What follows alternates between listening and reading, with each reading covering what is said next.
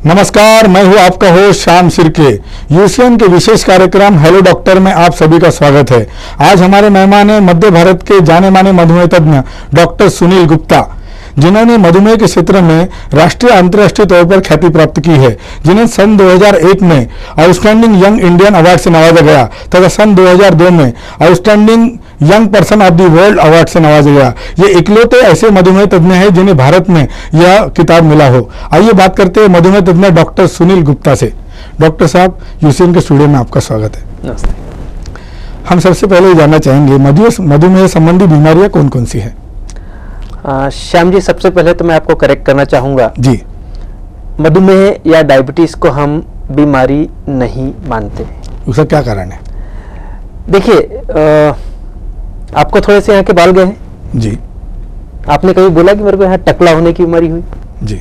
बोला क्या? नहीं बोला। नहीं बोला। आज मैं भी बहुत ज़्यादा बुरा नहीं हुआ जी। बहुत ज़्यादा मेरी उम्र नहीं है, पर फिर भी मेरे थोड़े से बाल सफ़ेद हुए हैं जी। परंतु मैंने आज तक कभी नहीं बोला कि मुझे सफ़ेद बाल होने की बीमारी हो गई जी। या आपको चश्मा लग गया, कभी आपने बोला आपको चश्मा लगने की बीमारी हुई जी। यदि बाल सफ़ेद होना बीमारी नहीं है, यदि बाल जाना टकला होना बीमारी नहीं है, तो ये चश्मा लगना बीमारी नहीं है, वैसा ही डायबिटीज भी एक बीमारी नहीं है। बीमारी तो क्या आप इसे नैसर्गिक प्रक्रिया मानते हैं? एक अवस्था है। अवस्था है जी। ये एक अवस्था है जो उम्र के पड़ाव के साथ आपके साथ साथ जी आना है। आज मुझे आप एक घर ऐसा बता दीजिए समाज में जहां पर आपके डायबिटीज ना हो, आपके किसी डायरेक्ट या इनडायरेक्ट रिलेशन में कहीं ना कहीं डायबिटीज हो रहा है। और इसीलिए जो चीज जीवन भर अपने साथ में रहने वाली है, उस पर्टिकुलर अवस्था को हम बीमारी नहीं मानते। हम कई बार बोलते हैं आपको 5 की जगह 6वीं उंगली हो गई, तो हम उसको बीमारी नहीं मानते जी। तो इसीलिए आज हम सभी अपने दर्शकों को बताना चाहेंगे कि आप मधुमेह को बीमारी ना समझें, बल्कि एक अवस्था समझें। और आज से कोई भी मधुमेह, कोई भी डायबिटिक व्यक्ति अपने आप को पेशेंट ना समझे। तो आज के बाद आप किसी भी, आप अपने रिश्तेदार, अपने दोस्त, किसी को भी पेशेंट बोलेंगे? पेशेंट नहीं बोलेंगे। पेशेंट बिल्कुल नहीं बोलेंगे। और हम दर्शक लोग, आप भी समझ लीजिए, आपने आज से किसी डायबिटीज को यदि पेशेंट बोला तो आपको भी पनिशमेंट मिलनी है। ठीक है श्याम जी? जी जी। चलिए आगे बढ़ते हैं। हमें बताइए कि मधुमेह कैसे होता है? श्याम जी, ऐसा है, मधुमेह के बहुत सारे कारण हैं जी। उसमें जो सबसे पहला बेसिक, हम पहले आधार पर जाएंगे कि हमारे शरीर में एक ग्रंथि होती है जिसको हम लोग पैनक्रियाज बोलते हैं जी। और ये पैनक्रियाज नाम की ग्रंथि में कुछ बीटा कोशिकाएं होती हैं जी। ये बीटा कोशिकाएं इंसुलिन नाम का हार्मोन बनाती हैं जी। हाँ। ये इंसुलिन हार्मोन आपके शरीर की शक्कर को एक नॉर्मल लेवल पर रखता है। बराबर है। यानी आपने सपोज खाना खाया या आपने 4, 5, 10 पेड़े खा लिए या कुछ मीठा खा लिया, तो अपने शरीर में जो भी मीठा खाया है, रोटी सब्जी खाई, जो भी आप खाते हैं, उसका पाचन होने के बाद हमारे शरीर में ग्लूकोज तैयार होता है। पाचन होने के बाद जी, चाहे आपने रोटी खाई या सब्जी खाई या मीठा खाया, कुछ भी खाया, पाचन होने के ग्लूकोज तैयार होता है। और यह जो ग्लूकोज तैयार होता है, इससे ऊर्जा बनती है या एनर्जी बनती है जी। ये ग्लूकोज से ऊर्जा बनाने का जो काम होता है, यहाँ पर हमको इंसुलिन नामक इस हार्मोन की जरूरत पड़ती है जी। ये इंसुलिन हार्मोन इस ग्लूकोज को हमारी कोशिका के अंदर ले जाने का काम करता है। हमारा पूरा शरीर कोशिकाओं से बना हुआ है जी। बराबर। आपने पढ़ा होगा कि हमारे पूरा शरीर कोशिकाओं से, सेल्स से बना हुआ है एकदम। और ये कोशिका के अंदर ऊर्जा बनती है, एनर्जी तैयार होती है जी। तो कोशिका के अंदर ले जाने का काम इंसुलिन करता है ग्लूकोज को जी। अब आप कल्पना कीजिए कि आपके बीटा सेल बराबर काम नहीं कर रहे हैं जी, तो क्या होगा? वो इंसुलिन ज्यादा मात्रा में बनेगा, कम मात्रा में बनेगा? यदि आपके शरीर के बीटा सेल काम नहीं कर रहे हैं तो इंसुलिन जितना बनना चाहिए उतना या तो नहीं बनेगा। अब आपने खाना खाया, आपने सपोज ज्यादा मीठा खा लिया, मीठा खाया, तो आपके बीटा सेल जितना काम करना चाहिए उतना इंसुलिन नहीं बनाएंगे। उतना इंसुलिन नहीं बनाएंगे तो आपके शरीर में जो पाचन के बाद ग्लूकोज तैयार हुआ, वो ग्लूकोज आपके खून में जमा होना शुरू हो जाएगा। जैसे ही आपके रक्त में जी शुगर की मात्रा, शक्कर की मात्रा 180 के ऊपर जाना शुरू होती है कि वो यूरिन में से, पेशाब में से निकलना शुरू हो जाता है जी जी। और फिर इसी को हम लोग डायबिटीज बोलते हैं कि आपका शुगर, खून में शक्कर की मात्रा बढ़ना शुरू हो गया। जैसे जैसे जितना ज्यादा बीटा सेल खराब होंगे उतना ज्यादा शुगर बढ़ेगा। जी। अब इसके थोड़ा और आगे जाए हम। जी बोलिए। ये डिपेंड करता है हर व्यक्ति के ऊपर कि हमारे बीटा सेल कितने खराब हुए। जिस व्यक्ति के ज्यादा बीटा सेल खराब हुए उसको ज्यादा दवाइयों की मात्रा लगती है, जिस व्यक्ति के कम बीटा सेल खराब हुए उस व्यक्ति को कम दवाइयों की जरूरत पड़ती है। अब इसमें एक और छोटा सा डिफेक्ट होता है, ये होता है बीटा सेल डिफेक्ट बोलते हैं इसको हम लोग, कि पैनक्रियास के बीटा सेल काम नहीं कर रहे हैं, डैमेज हो गए। जी हाँ। एक दूसरा होता है इंसुलिन रिसेप्टर डिफेक्ट। हाँ, वो क्या होता है? वो insulin receptor defect Shyam ji ऐसा होता है कि आज मैं आपके ऑफिस आया जी, और मुझे आपने यहाँ पर रिसीव किया जी, ठीक है। आप कल्पना कीजिए कि मैं आपके ऑफिस आया और पर आप नहीं रहते तो क्या होता? मैं वापस चले जाता। यानी I have been received by you here. तो आप मेरे रिसेप्टर हो गए। जी हाँ। उसी तरह जब बीटा सेल से इंसुलिन निकल कर आता है तो इंसुलिन रिसेप्टर द्वारा रिसीव किया जाता है। जी हाँ। और ये रिसेप्टर आपके पूरे शरीर में जैसे अपने चर्बी होती है, आप जो पकड़ते हैं ना, चर्बी होती है या लीवर होता है, मसल्स होते हैं, ये पूरे शरीर में हमारे इंसुलिन रिसेप्टर बिछे हुए रहते हैं। जी हाँ। तो जब बीटा सेल से इंसुलिन निकल के आता है पहले इस रिसेप्टर से मिलता है और उसके बाद ही ग्लूकोज वाला काम, एनर्जी बनाने वाला काम करता है। जी। कल्पना कीजिए बीटा सेल अच्छे हैं, इंसुलिन अच्छा बन रहा है, पर आपके रिसेप्टर के घर ताला लगा हुआ है। अच्छा, तो क्या होगा? तो इंसुलिन रह के भी काम नहीं करेगा। तो डायबिटीज में दो मेन डिफेक्ट होते हैं, आपका प्रश्न था। पहला डिफेक्ट कि इंसुलिन बराबर बन नहीं रहा है।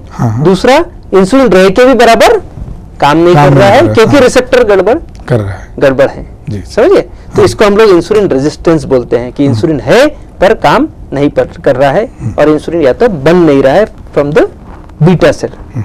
और ये जो रिसेप्टर है, ये रिसेप्टर को यदि हमको जगाना है, इनको यदि काम करवाना है, तो इसका सबसे अच्छा उपाय है जॉगिंग, एक्सरसाइज। जितना आप एक्सरसाइज करेंगे, जितना वॉक करेंगे, वजन करेंगे, तो ये सोए हुए रिसेप्टर को आप अक्सर देखते होंगे कि डॉक्टर साहब मैं पहले एक्सरसाइज नहीं करता था, मेरी शुगर 250-300 रहती थी, इतने में एक्सरसाइज वॉकिंग शुरू कर दिया, स्विमिंग शुरू कर दिया, मेरी गोलियों का डोज एकदम से कम हो गया। जी। तो इसका मतलब क्या आपके बीटा सेल ने काम करना शुरू किया? ऐसी बात नहीं है।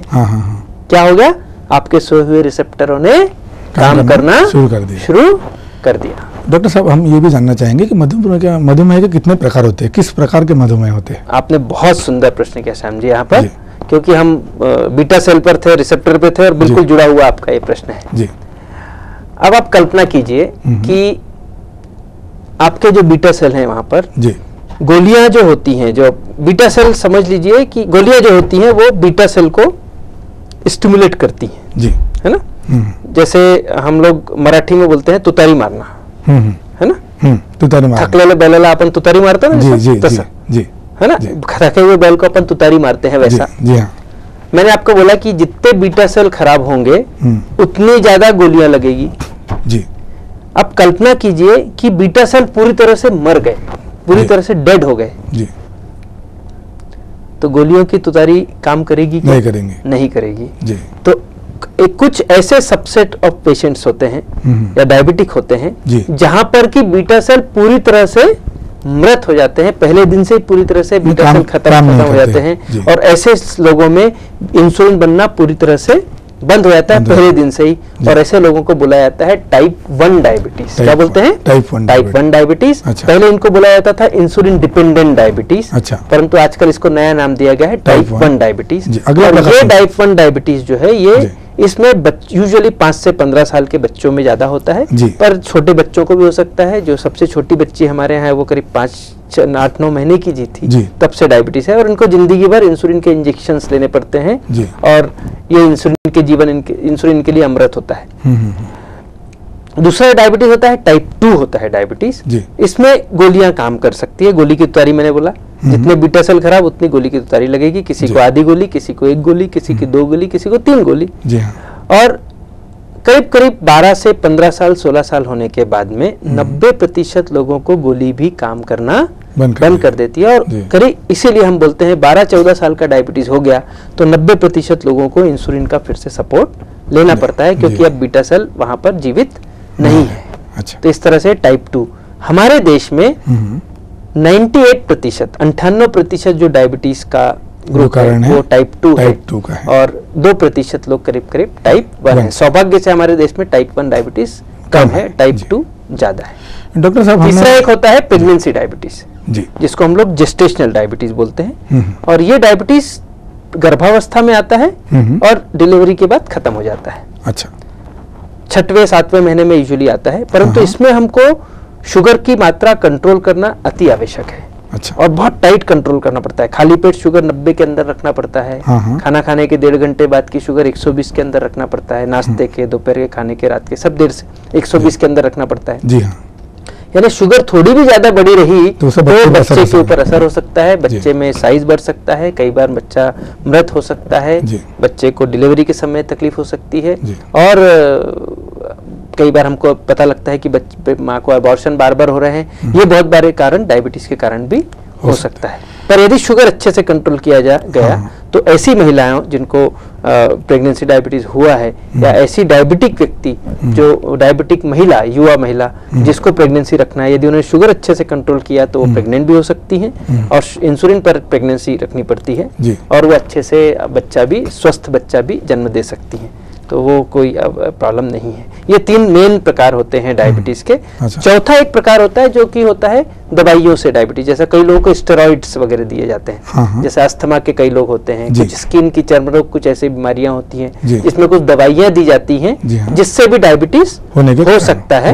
उनको हम लोग सेकेंडरी डायबिटीज बोलते हैं। चौथा प्रकार है। शराब से भी डायबिटीज होता है जी, वो कौन से प्रकार में आएगा? वो चौथे प्रकार में आएगा, सेकेंडरी डायबिटीज बोलते हैं। बहुत सालों तक शराब, साइड इफेक्ट होता है। शराब से पेनक्रियाटाइटिस होता है, पेनक्रियास खराब हो जाता है, पेनक्रियाटाइटिस की बीमारी होती है, और जिनको भी पहले पेनक्रियाटाइटिस हुआ है उन लोगों को आगे जाके डायबिटीज होने की संभावना होती है। डॉक्टर साहब, हमने ये सुना है कि भारत ये मधुमेह की राजधानी है, उसका क्या कारण है? सुना नहीं है, ये बिल्कुल वास्तविकता है जी। क्या कारण है उसका? हमारे देश में डायबिटीज पहले क्यों है ये मैं बता दूं कि हमारे देश को डायबिटीज का राजधानी कहा जाता है विश्व में, क्योंकि संसार के सबसे ज्यादा मधुमेही हमारे देश में है, भारत देश में जी। 40.9 मिलियन यानी करीब करीब 4.1 करोड़ डायबिटिक्स अपने देश में है, टाइप 2 डायबिटिक्स। सेकंड नंबर आता है चाइना का, करीब वहाँ 3.9 है, और तीसरा फिर यूएसए का आता है। नंबर वन 2007 के फिगर से नंबर 1 है। और जिस तरह से हमारी डायबिटीज की संख्या बढ़ रही है, यदि ऐसी बढ़ती रही तो 2025 तक हम नंबर 1 ही रहने वाले हैं जी।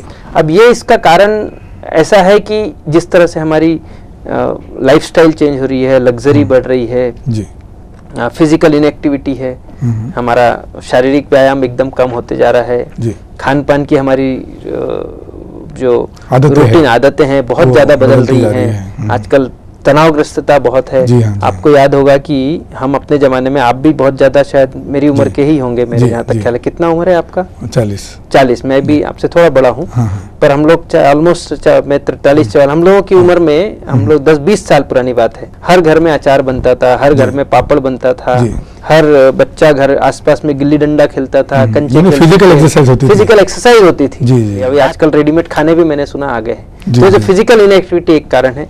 खान पान, जो फास्ट फूड का जो एक चलन आजकल हो गया है कि हर बच्चे को पिज्जा और बर्गर और जो बहुत ही जिसको बोल सकते हैं आज का जो खान पान है, इसमें न्यूट्रिशन कम है और बाकी सब चीजें ज्यादा हैं। तो हमने अपने बच्चों को एक मैसेज देना चाहूंगा, अपने दर्शकों को, कि अपने बच्चों में अपने खान पान की आदतें सुधारें। हमारा जो कल्चर जो है, हमारी जो संस्कृति ने जो अच्छा खाना सिखाया था, आज भी हमारे घर के जो बुजुर्ग जो अच्छा खाना खाते हैं, दाल चावल रोटी सब्जी, मैं हमेशा बोलता हूँ कि महाराष्ट्र की जो थाली है, महाराष्ट्रियन थाली, वो सबसे अच्छी, सबसे पौष्टिक थाली है मधुमेह व्यक्ति के लिए। यदि उसमें से सिर्फ मीठा एक निकाल दिया जाए तो सबसे पौष्टिक थाली महाराष्ट्रियन जो थाली होती है, दाल साजी, उसमें थोड़ा सा अचार भी रहता है। अचार में यदि आपको ब्लड प्रेशर नहीं है तो अचार अलाउड है, तो एंटीऑक्सीडेंट का भी काम करता है। तो एक खाना खाना चाहिए। तो हमारे बच्चों में मोटापा ना बढ़ने दें। TV watching is another issue, इससे मधुमेह पे टीवी वॉचिंग आप देखिए, इसको हम लोग बोलते हैं काउच पोटैटो सिंड्रोम जी। काउच पोटैटो सिंड्रोम मैंने काउच पे बैठा है बच्चा, मैं नाम नहीं ले रहा, अलग अलग कंपनी, तीनों कंपनियों के, वो इधर रहता है और एक हाथ में पोटैटो चिप्स का रहता है पैकेट। तो वो टीवी वॉच करते रहते हैं और वो सोफा पे बैठ के एक हाथ में वो खाते रहते हैं, एक हाथ से वो पीते रहते हैं और टीवी वॉच करते हैं। इसको बोलते हैं काउच पोटैटो सिंड्रोम। तो ये काउच पोटैटो सिंड्रोम बच्चों में बहुत कॉमन है, इसलिए बच्चों में मोटापा बढ़ रहा है और यही फिर युवावस्था में डायबिटीज होने के कारण हो सकता है। तो हमको बच्चों में आउटडोर एक्टिविटीज बढ़ानी है, खान पान की स्थिति काफी सुधारनी है। डॉक्टर साहब, हम आपसे ये जानना चाहेंगे कि कौन से ऐसे व्यक्ति है जिसमें मधुमेह होने के ज्यादा चांसेस है? एक तो आनुवंशिकता सबसे बड़ा कारण है जी। यदि माता पिता दोनों को डायबिटीज है तो बच्चों को होने की संभावना करीब करीब 80 से 90% होती है। जी, आनुवंशिक है। आनुवंशिकता यदि माँ बाप में से किसी एक को है तो 40% संभावना होती है। और एक और चीज बता दूं कि करीब यदि पिताजी को बीमारी या माताजी को बीमारी यदि डायबिटीज समझिए कि 60 साल में हुआ है तो बच्चों में 10 साल पहले होने की संभावना होती है। अच्छा। तो सभी मेरे दर्शकों से निवेदन है कि यदि आपके परिवार में डायबिटीज कहीं आया है, पेरेंट्स को है, माता पिता को है या किसी भाई बहन को है, तो उनसे 10 साल पहले आपको आने की संभावना है। आपने तब से अपनी चेकिंग शुरू कर देनी चाहिए। एक आनुवंशिकता है जी। दूसरा मैंने आपको मोटापा है, तो मोटापे से आपको बचना है जी। और बाकी दवाइयाँ और तनावग्रस्त खान पीन। डॉक्टर साहब, मधुमेह पर उपचार किस तरह किए जाते हैं? सबसे पहले हम डायग्नोसिस के बारे में बात करें कि हमने इसको पता कैसे लगाना जी। लोग अक्सर देखते हैं कि डॉक्टर साहब मेरे को तकलीफ तो कुछ नहीं है, फिर मैं टेस्ट क्यों कराऊं? क्योंकि हमारे देश में मधुमेह इतने ज्यादा लोग हैं कि हमने किसी भी प्रकार के लक्षण हो इसकी रास्ता नहीं देखना चाहिए। 80 से 90% लोगों को मधुमेह के कोई भी लक्षण नहीं रहते, लेकिन मधुमेह हो सकता है और अंदर मधुमेह रहता है। आपको 300 शुगर भी रहेगी, 350 400 भी शुगर रहेगी, तो भी आपको हो सकता है किसी प्रकार के लक्षण ना हो। तो पहला मैसेज कि आपको लक्षण की रास्ता नहीं देखनी है। दूसरा मैसेज, यदि आपको लक्षण सुनने ही है तो सुनिए। ज्यादा प्यास लगना, ज्यादा भूख लगना, ज्यादा पेशाब होना, ये 3 कॉमन है। पेशाब की जगह खुजली होना, पेनिस पर, लिंग पर खुजली होना या वजाइना, लेडीज लोगों में वजाइना में खुजली होना, ये कॉमन लक्षण है। थोड़े से समय में वजन कम हो जाना, सब 6 महीने में मेरा एकदम से 7-8 किलो वजन कम हो गया, 4-5 किलो वजन कम हो जाना, अचानक से वजन कम हो जाना, या थकावट लगना।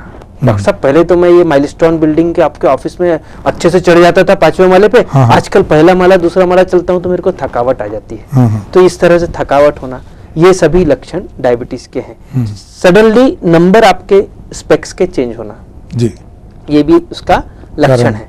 नपुंसकता भी इसका लक्षण है। इस तरह से अलग अलग कारणों लक्षण के साथ में, या पैरों में झुनझुनी होना, तलवों में जलन होना, ये भी लक्षण डायबिटीज में हो सकते हैं। पर मैसेज ये है कि आपने लक्षणों की रास्ता नहीं देखना। यदि आपकी 30 साल की उम्र है, आपके परिवार में डायबिटीज हो या ना हो, साल में एक बार अपन ने शुगर की जांच करवा लेना। सबसे अच्छा टेस्ट होता है ग्लूकोज टॉलरेंस टेस्ट, जिसमें आप पहले खाली पेट टेस्ट कराएंगे, 75 ग्राम ग्लूकोज लेंगे और उसके बाद 2 घंटे बाद फिर से टेस्ट करेंगे। और ये 2 घंटे बाद का टेस्ट यदि आपका 200 के ऊपर आ गया तो आपको डायबिटीज है। अगर डायबिटीज पाया जाता है तो उस पर उपचार किस तरह से किए जाते हैं, क्या प्रकार है उसके? लोगों को लगता है कि डायबिटीज का उपचार यानी सिर्फ शक्कर कंट्रोल करना, ऐसा नहीं है जी। डायबिटीज अकेला नहीं आता, डायबिटीज बहुत सारी चीजें एक साथ लाता है, साथ में लेके आता है। तो हमको सिर्फ शक्कर कंट्रोल की तरफ ध्यान देना है, बाकी चीजों की तरफ भी ध्यान देना है।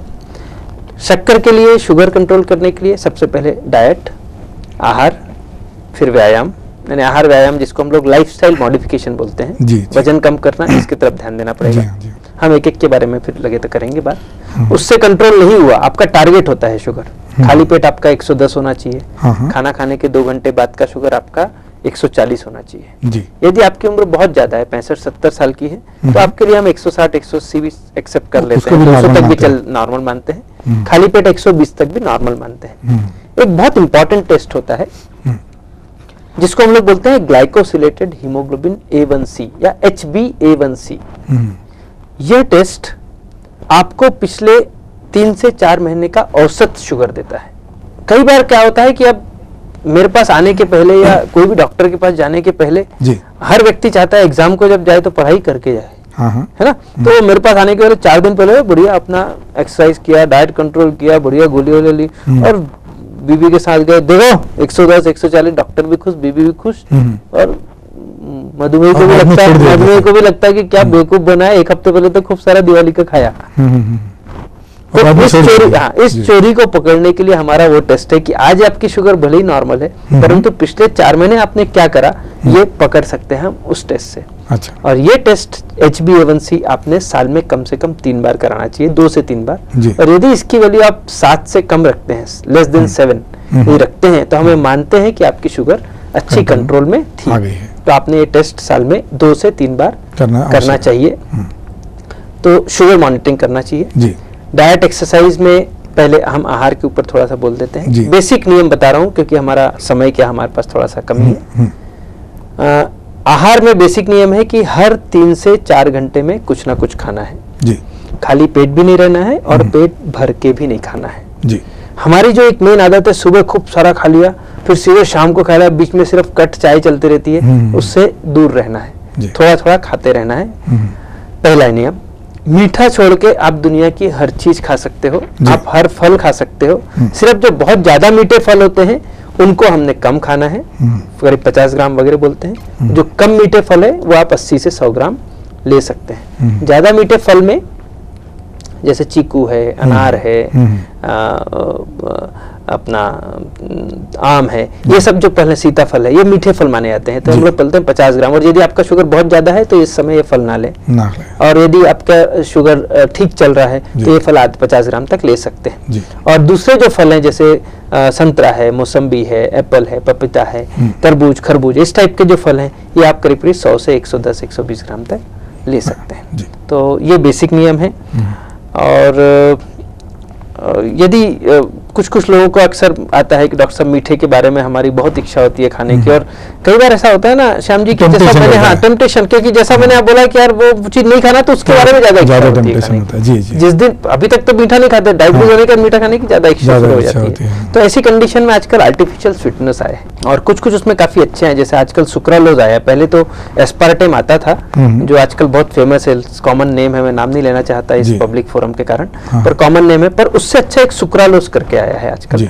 और वो सुक्रालोज में एक फायदा ये है कि उसमें लेने के बाद उसमें कोई आफ्टर बिटर टेस्ट नहीं आता, यानी खाने के बाद कड़वापन नहीं आता। दूसरा, उसको अपन कोई गरम वरम भी खीरी रही तो उसमें डाल सकते हैं। अच्छा। और जो पहले वाले जो आते थे जो दूसरे आर्टिफिशियल है उसको गरम इसमें आप नहीं डाल सकते। तो उसमें बिल्कुल आपको पता ही लगता है। अभी कुछ दिन पहले हमारा एक कैंप हुआ था जुवेनाइल डायबिटीज बच्चों का, उसमें हमने बच्चों को और हमने खुद भी पिया वही वाली चाय, तो हमको ऐसा महसूस ही नहीं हुआ। मैंने खुद पूछा, यार ये तो मेरे को तुमने शक्कर वाली दे दी। बोले नहीं सर, शक्कर वाली नहीं, इस बार अपन ने वाला यूज किया है। तो नया मॉलिक्यूल जो आया है उससे काफी लोगों को राहत है। और आप उससे अपने घर में मीठे डिश बना सकते हैं, खीर भी बना सकते हैं, कस्टर्ड बना सकते हैं, आप अपना आप जो डिश चाहे वो बना सकते हैं। एक अच्छी डाइटिशियन से मिल लीजिए और वो आपको बढ़िया से अच्छी मीठी की डिश बना देगी।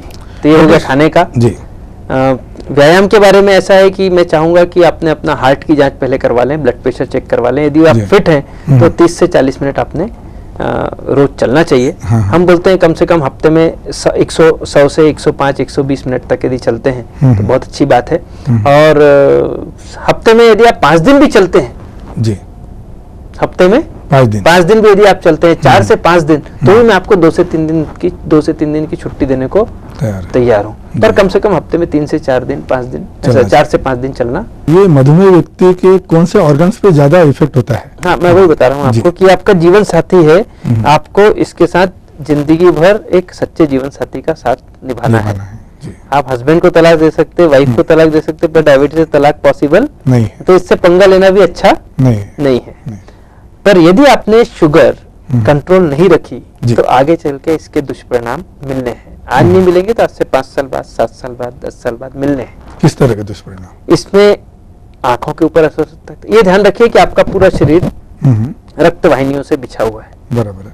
और ये रक्त वाहिनियों में से जब हाई ब्लड शुगर का रक्त प्रवाहित होगा काफी सालों, महीनों तक, सालों तक, तो ये एक एक खून की नलियों को खराब करेगा।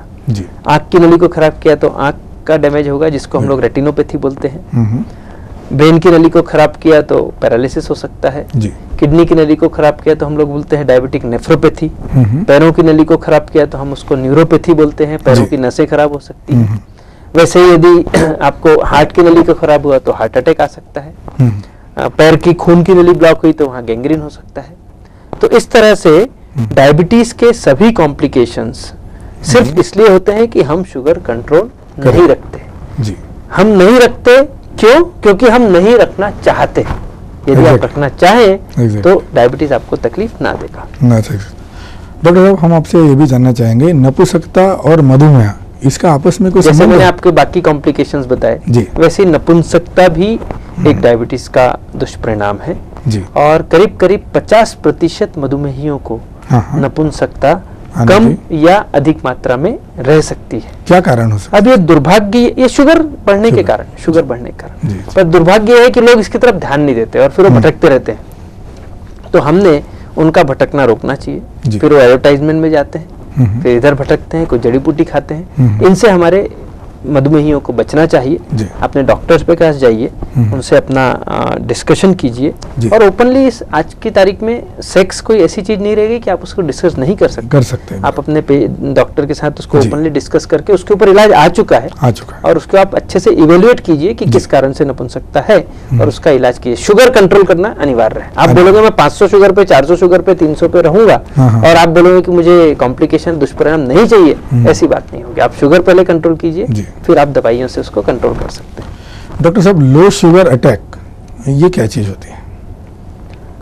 Low sugar attack, low sugar attack का अर्थ होता है हाइपोग्लाइसीमिया। इसको हम लोग बोलते हैं हाइपोग्लाइसीमिया। सादी भाषा में इसमें हम लोग हाइपो बोलते हैं, शॉर्टकट हाइपो। जैसा आपको कई लोग बोलते हैं सैम बोलते होंगे, वैसा हम इसको बोलते हैं हाइपोग्लाइसीमिया।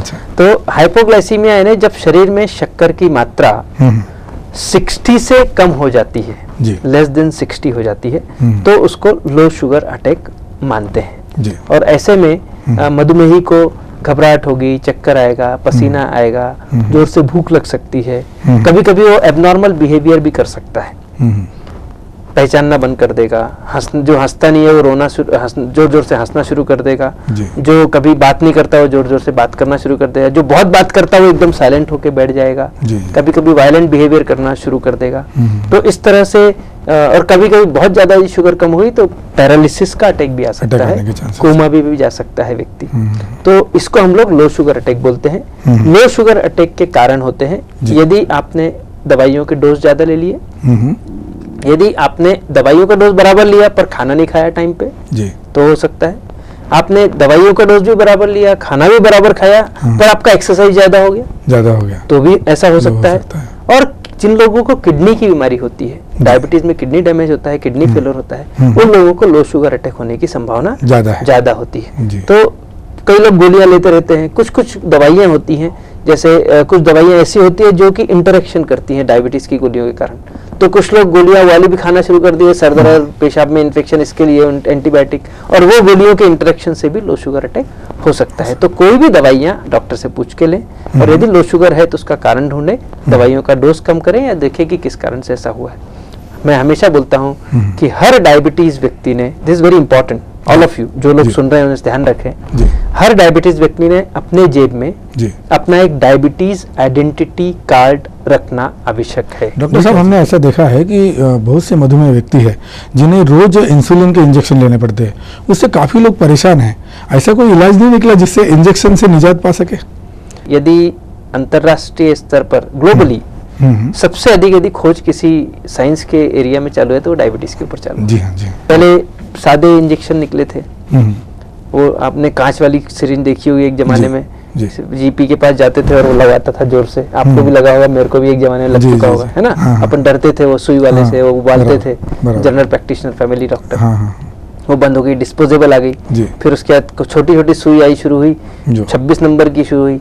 आज की तारीख में 31 गॉज नीडल की सुई आई है। 31 गॉज यानी सबसे संसार की सबसे बारीक सुई जो ह्यूमन यूज में है, 31 गॉज की नीडल, वो इंसुलिन की सुई में है, जो ऑलमोस्ट नहीं के बराबर। मैं आपको चिमटी लूंगा शायद वो ज्यादा दर्द देगी, और वो सुई उतनी दर्द नहीं देती, वो सादी सुई में है। इसके अलावा इंसुलिन के पेन आ गए हैं, तो ऐसे पेन जैसे रहते हैं ना आपके, इस टाइप का पेन रहता है, ये सादे पेन जैसा दिखता है, और उसमें भी वो 31 गॉज की नीडल रहती है, उसमें बिल्कुल दर्द नाम की कोई चीज होती नहीं है। इसके बाद भी यदि कुछ प्रॉब्लम है तो आजकल कुछ लोग ब्रिटल डायबिटीज वगैरह होता है, तो उनको हम लोग इंसुलिन पंप लगा देते हैं। तो उसमें 3 दिन में एक बार वो लगा दिया, 3 दिन तक उसमें लेने की जरूरत जाते रहता है अंदर के अंदर। इसके अलावा और कोई इलाज उसमें आया हो?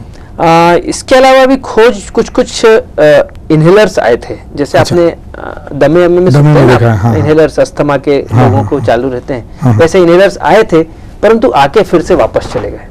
उसका कारण है कि एक तो उसकी कीमत बहुत ज्यादा रहने वाली थी और उसके उतने अच्छे रिजल्ट शायद जो एक्सपेक्ट थे नहीं आए। अभी शायद फिर से कुछ दिनों बाद, 2-4 दिन बाद, 8 दिन बाद कुछ नया इंसुलिन फिर से इंडिया में बकल इंसुलिन बोलते हैं लॉन्च होने वाला है, पर अभी जब तक वो हमारे पास उसके पूरी तरह से रिजल्ट नहीं आते तब तक हम रिकमेंड कब करेंगे, कैसे करेंगे, वो समय बताएगा। डॉक्टर साहब, ऐसा कोई उपाय जिससे मधुमेह हमेशा के लिए समाप्त हो जाए? डायबिटीज पे जैसा cure, is called as cure for diabetes, तो डायबिटीज में क्योर पे ऊपर ऐसा है कि यदि हमने आपके बीटा सेल जैसे किडनी ट्रांसप्लांट कर देते हैं, है ना, किडनी, तो वैसा चालू है कि पेनक्रियास ट्रांसप्लांट कर दिया जाए। पर दुर्भाग्य यह है कि किडनी 2 होती है और आदमी एक किडनी पे जिंदा रह सकता है, पर अनफॉर्चुनेटली पेनक्रियास एक ही है और वो निकाल नहीं सकते जिंदे व्यक्ति में से। तो अल्टीमेटली आपको जो कैडावर, जो मृत व्यक्ति रहते हैं, उसी के एक पेनक्रियास के ऊपर आपको निर्भर रहना पड़ता है। तो वो उतने अच्छे हमारे पास स्टोरेज नहीं है उतने पेनक्रियास का, और यानी तो पहला वो एक इशू है कि हमको मृत पेनक्रियास के ऊपर डिपेंड करना पड़ता है। तो उनमें से बीटा सेल निकाले जाते हैं, या तो पूरा पेनक्रियास ट्रांसप्लांट किया जाता है किडनी के साथ, ऐसा होता है? हाँ, किडनी के साथ में पेनक्रियास के ट्रांसप्लांट किए गए और उसी तरह फिर बाद में थोड़ा और सोफिस्टिकेट मेथड जब हुई तो उसमें से सिर्फ उन्होंने पूरा पेनक्रियास ट्रांसफर ना करते हुए सिर्फ बीटा सेल उसमें से आइसोलेट कर लिए, निकाल लिए कि जैसा इतना बड़ा पेनक्रियास की ग्लैंड है तो उसमें से उन्होंने बीटा सेल निकाले जो इंसुलिन बनाते हैं और उसको डालना शुरू किए बॉडी में। पर दुर्भाग्य यह है कि जो भी बीटा सेल डाले गए उनको बचाने के लिए जो दवाइयां दी गई उससे भी डायबिटीज होने लग गया, समझ गया? क्योंकि आपकी बॉडी में एक सिस्टम है, इम्यून सिस्टम, प्रतिरोधक शक्ति वाला, और वो इम्यून सिस्टम आपके खुद के बीटा सेल को डिस्ट्रॉय कर देता है, इसलिए डायबिटीज होता है टाइप 1 डायबिटीज में। आपका खुद के बीटा सेल को फॉरेन समझ के डिस्ट्रॉय कर देता है, और जब आप फॉरेन बीटा सेल किसी का डालोगे तो वो भी उसको डिस्ट्रॉय कर देता है, और वो डिस्ट्रक्शन को बचाने के लिए कुछ दवाइयां दी जाती हैं और वो दवाइयां से भी डायबिटीज होता है। तो इसीलिए वहां पर अभी कुछ इस तरह का खोज की जो इस तरह पर चालू है कि कुछ इस तरह का कैप्सूल बनाया जाए। अच्छा, आप समझ रहे हैं? हाँ। एक ऐसी मेम्ब्रेन बनाई जाए, कैप्सूल बोलते हैं उसको जी, या मेम्ब्रेन, जो बीटा सेल को कवर करे और हमारी बॉडी में इम्प्लांट कर दिया जाए, और इस तरह का मेम्ब्रेन रहे कि हमारी बॉडी उसको पहचान ही ना पाए कि ये फॉरेन है। डॉक्टर साहब, मान के चलिए कि मेरे परिवार में मुझे मधुमेह है, तो मेरे बच्चों को कितनी सावधानी रखनी आवश्यक है? हाँ, मैंने बता दिया ना अभी आपको कि यदि माता पिता को दोनों को डायबिटीज है तो 80% संभावना है। बिल्कुल सही आपने, I feel now our concentration should not be on the treatment. अच्छा, अभी क्या हो रहा है कि हम सिर्फ प्रिस्क्रिप्शन लिख रहे हैं, है ना, ट्रीटमेंट लिख रहे हैं शुगर कम करने के लिए, नहीं, अभी हमारा कंसंट्रेशन होना चाहिए कि बीमारी हो ही ना, डायबिटीज हो ही ना। अच्छा, तो प्रिवेंशन ऑफ डायबिटीज, तो उसके लिए आपने अपने बच्चों को एक ही सीख देनी है जिनके घर में डायबिटीज है, एक तो कम खाओ और ज्यादा चलो, ईट लेस एंड वॉक मोर जी, कम खाओ और ज्यादा चलो, मोटापे से दूर रहो, कीप स्माइलिंग, अपने आप को हमेशा मुस्कुराते हुए रखो, तनावग्रस्तता से दूर रहो, तो शायद हम डायबिटीज से दूर रहें। आखिरी बार हम आपसे एक शब्द में जानना चाहेंगे, मधुमेह व्यक्तियों के लिए आप क्या संदेश देना चाहेंगे एक लाइन में? मैं बहुत रिसेंटली एक मेरे दिमाग में एक चीज आई है और मैं शेयर करना चाहूंगा सभी हमारे यूसीएन के दर्शकों से जी, कि it is not diabetes which is killing the person. Diabetes से लोगों की मौत या मृत्यु नहीं हो रही है जी, it is the ignorance which is killing the person. ये हमारी दुर्लक्ष्य करने की आदत है, उसके कारण हम लोग सफर हो रहे हैं। तो आप सभी लोग जिनको डायबिटीज हो या ना हो जी, उन्होंने हमारी जो दुर्लक्ष्य करने की आदत है इससे बचना चाहिए। डोंट ब्लेम द डायबिटीज, आप खुद उसके अपराधी हो। डायबिटीज हमारा आपको तकलीफ नहीं देता, वो आपको उल्टा अनुशासित बनाता है। मैं हमेशा बोलता हूँ it's a blessing in disguise, जी। आपकी लाइफ जो एकदम इरेगुलर थी, डायबिटीज होने के बाद तुरंत रेगुलर हो जाती है। आप एकदम अनुशासित हो जाते हो जी। आप रेगुलर उठना बैठना शुरू कर देते हो, व्यायाम शुरू कर देते हो, खान पीन आपका डिसिप्लिन हो जाता है, दवाइयाँ लेना शुरू कर देते हो, बराबर आप चेक करते हो। साल में एक बार हर डायबिटीज ने आंखों की जांच, किडनी की जांच, कोलेस्ट्रॉल की जांच, हार्ट की जांच, ब्लड प्रेशर की जांच, ये करना चाहिए और उसको कंट्रोल में रखना चाहिए और अपनी लाइफ को डिसिप्लिन बनाना चाहिए। तभी आप अपने जीवन को एक स्वस्थ और सुंदर बना सकते हैं। और यही मेरी इच्छा है और यही मेरा एक संदेश है कि डायबिटीज आपको आपका जीवन साथी है, उसके साथ आप यदि उसके साथ आप यदि गड़बड़ नहीं करेंगे तो वो आपको हमेशा एक अच्छा स्वस्थ और अच्छा जीवन दे सकता है। डॉक्टर साहब, आप हमारे स्टूडियो में आए, हमारे दर्शकों को जो आपने जानकारी दी, यूसीएन परिवार की ओर से आपका धन्यवाद। Thank you very much. तो ये थे मधुमेह तज्ञ डॉक्टर सुनील गुप्ता, जिन्होंने हमें मधुमेह से संबंधित काफी जानकारी दी। हमें उम्मीद है कि आपके बहुत से सवालों के जवाब इस चर्चा के दरमियान आपको मिल गया होगा। फिर भी आपके मन में इस संदर्भ में कोई सवाल हो तो आप हमें फोन कर सकते हैं। हमारे नंबर से 6633-888, 6633-999 या 6633-956। आप हमें पत्र भी लिख सकते हैं। हमारा पता है universal cable network private limited, 502 milestone building, Ramdaspeth, Nagpur 440012। आपके द्वारा भेजे गए सभी सवाल या पत्रों को हम डॉक्टर सुनील गुप्ता जी तक पहुंचाने का पूरा प्रयास करेंगे। तो मिलते हैं अगली बार किसी नए मेहमान के साथ। आप देखते रहिए यूसीएन न्यूज। नमस्कार।